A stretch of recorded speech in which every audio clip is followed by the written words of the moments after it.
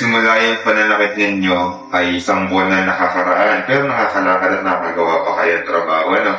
Nagsimulang manakit, pero tolerable, na igagawa nyo pa rin mga 2 weeks ago. Yung pinakamasakit na nangyari sa inyo ay 1 week ago kung saan hindi na kayo Ito pong kung saan nakahiga siya. Yun, nakahiga na lang. Sa isang linggo yung pinakamasakit, ano? Gano'ng masakit siya rin nararamdaman mong pain sa likod? Kung i-rate mo ng 1 to 10, number 10 pinakamasakit. 10 po talaga. Kaya hindi ka na makalakad ng ayos at laging dapat ay nakahiga na lang. Yung isang buwan na yun na mayroon ng pananakit, ano yung huli mong ginawa na nagbigay ng pananakit sa'yo? Kasi po, nagbubuhat po kami ng mga tobo, mga ganyan, mga bakal. Mga bigat. Okay. Po, yung pagsakat po ng baywang ko, unti-unti lang po na okay. sakit.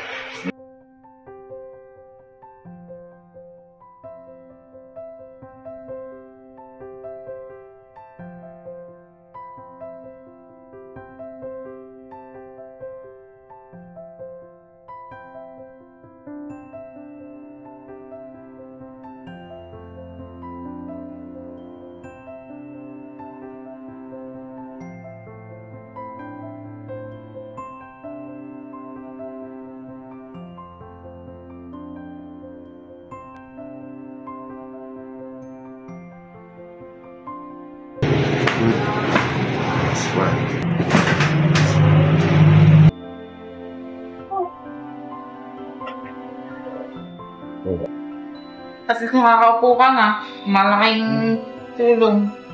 Itong mga nagdaang mga isang linggo po, nasabi niya sumakit ng gusto at kailangan lagi nakahiga. Nakakaupo po siya ng ganyan ng matagal? Hindi po. Hindi.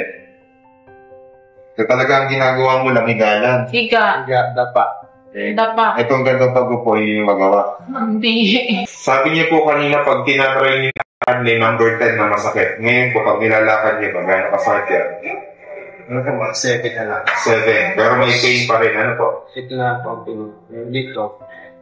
Wala po na. Yung pain dito na nararamdaman niyo dati, ngayon wala na. Ang naiiwan na lang yung no? Sige na. Totoo po na. Ayan, nakakalakad ka na lang. Pinalapak ko. Sige, pupo kayo. Itong first therapy niya, kung saan pakaramdam mo ngayon? Medyo okay na po. Good. Puwasan po talaga ako.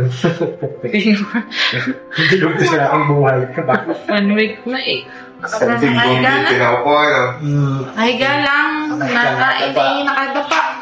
Sige, kamusta? Habang tumatagal ka nakaupo, nagkakaroon ba ng pananakit at ngalay dito? Pananakit lang? Wala. Good. Wala po talaga siya. Okay, sige.